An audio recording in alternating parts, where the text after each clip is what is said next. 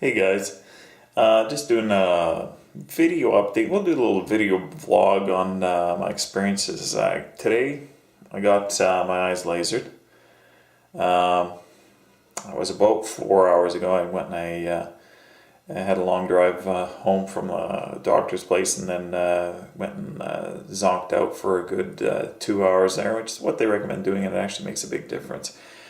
I just thought I'd give you my first impressions on it. Now, my vision is pretty foggy, as they say, but that's supposed to clear up by morning. Apparently, well, obviously, your eyes have been slightly traumatized by having a piece sliced off and then lasered, or sliced back and peeled back and lasered. But apparently, the gee whiz moment's going to come tomorrow morning.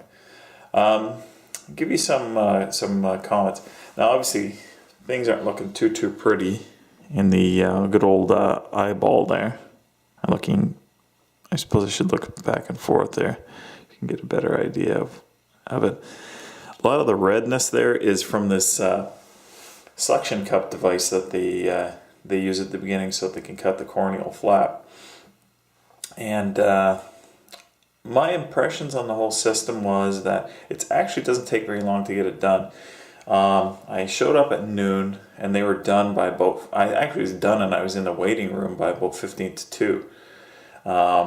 So it was really, quick. A lot of the time it just sitting there waiting, and kind of like vegging as they gave you eye drops and things that they needed to give you to actually do the operation. If I want to talk about the procedure, the most unpleasant thing about the procedure itself was right at the beginning when they put the suction cup thing on your eye so that they can do that corneal flap. And that, he has to press pretty hard, and even with your eyeball being numbed and that, it was a little bit painful. That lasts for about 15 seconds per eye, so it's not exactly, a hideous, horrendous experience there. After it was done, I could definitely see an improvement in my vision, apart from the fogginess that they warned you about. It'll clear up in 24 to 48 hours. Definitely my vision has improved. I had such a high prescription that it was kind of ridiculous. I think it was my eyesight was 2100 or 2200 or something ridiculous like that. Or the other way around, however that stupid system works. In any case, if I were to say anything, immediately after it was done, I had massive eye sensitivity, and it kind of, my eyes were feeling burning. But once I came home, I popped a couple of Advil and then went and lied down with these eye shields taped over your eyes. Here, I'll show you one of them. Everything kind of felt better, now here it is, it's probably about 20 after 6, and I'm, apart from the blur, I really have to call it fuzziness. It's not blurriness, because I can see sharp, it's just that things are kind of fuzzy. The glasses are not prescription, these are just normal ones, and they're contributing a little bit to the blurriness, because they're kind of a little bit, domed in that's distorting things a bit, but yeah.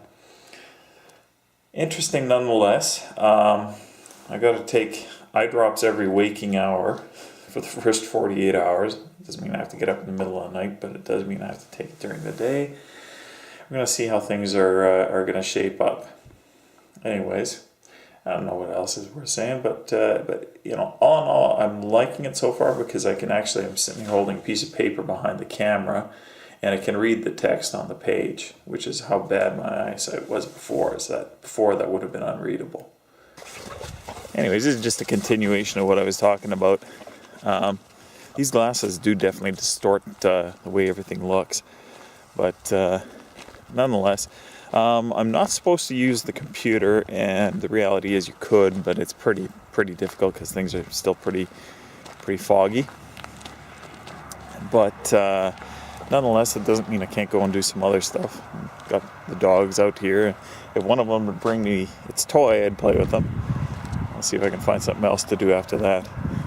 seem to have forgotten something. It would seem that the cats are of the impression that they're supposed to get a treat this evening, so I'm going to go back and get them their pussycat jelly meat. Okay, so I just stopped in the shop because I was going to look for that Gorilla Pod thing there, and I don't remember where I put it. But painting stuff turned out well. That brings up, related to this whole Lasik thing, about working in the shop and that. There's the heater box. That's actually the underside. That's the top side. I think it turned out pretty well. But working in the shop thing with this whole Lasik thing, I'm assuming that most of the people who are watching my channel and wondering about it are probably people who would like to work with, out in the shop.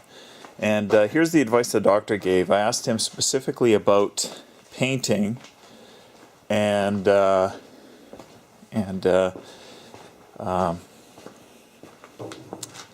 long I was going to have to wait. And I told him I was using a half mask, and he suggested 2 to 3 weeks before I do any more painting. Sandblasting, because it's in a cabinet, isn't a big deal, so I'm, that's just the usual week. I asked about welding as well, and they suggested a week for that one as well. So it's actually not too much of a disruption. I expect that if I use a full mask, it wouldn't be an issue after a week as well. There's the Gorilla Pods. I was recommending it to Darren, and that's how I just had it kind of mounted on the wall here, and it was plenty good enough. It's just hooked around a wire and a existing hook there, and that seemed to stabilize it pretty well. Anyways, I got to get the kitties their Catterday jelly meat day, so because they're going to get grumpy. Not that everything matters. Just zipping around by my feet. Right, Mischief?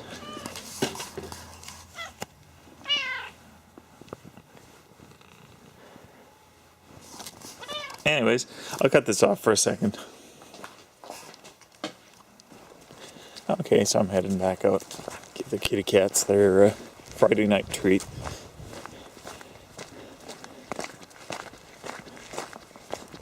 Let's see if we can get their attention.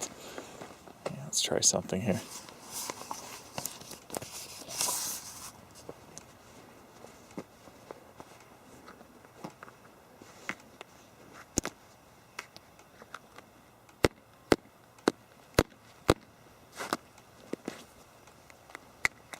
Doesn't quite work so well with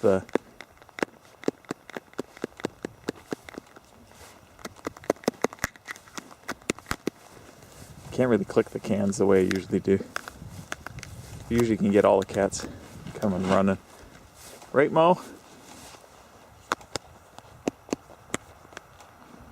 I think she's a little reticent because she got chased by Tuff.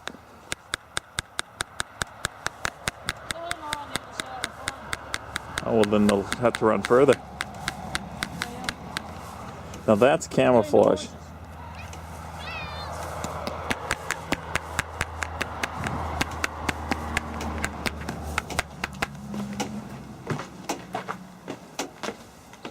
This is a really old barn. We had some work done last year. These two beams broke, as you can see. There's what's left of one of them. And we nearly end up with a bunch of hay in the bottom of the barn. Well, I'll get these guys going. That'll make their day. Yeah, like you really need to be illuminated. Right? Where are the other two? This will get their attention.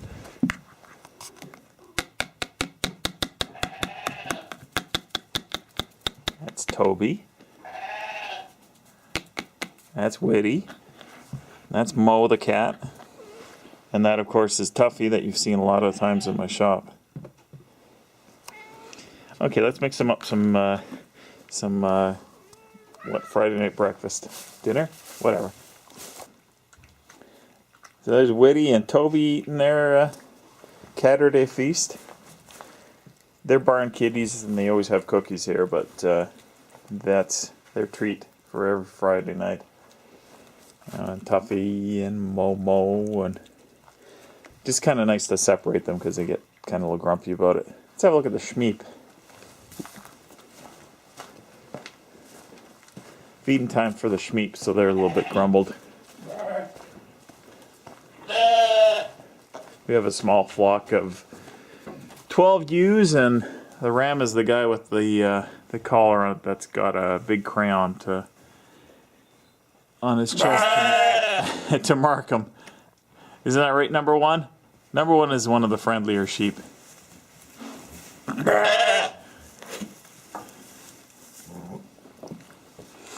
There you go.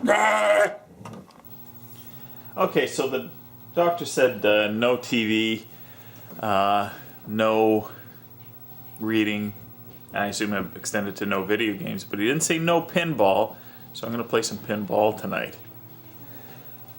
And by the way, I'm only wearing these sunglasses because they're eye protection here.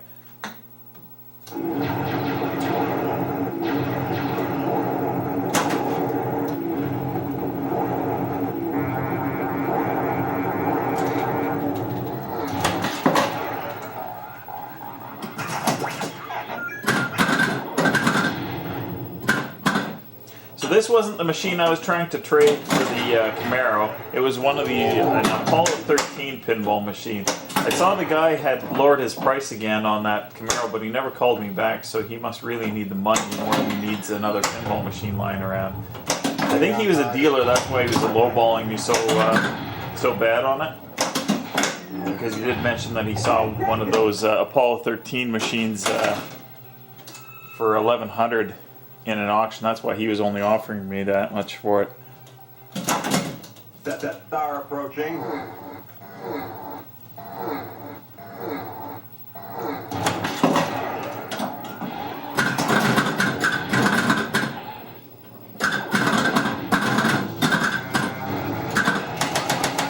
Oh, you suck. What are you doing? Gotta love the distraction things there. Death Star approaching.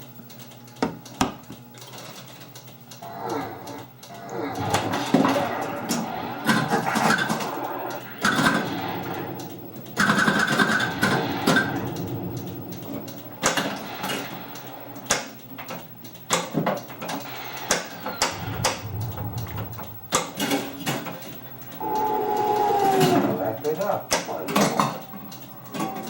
There you go, skill shot. Standing by.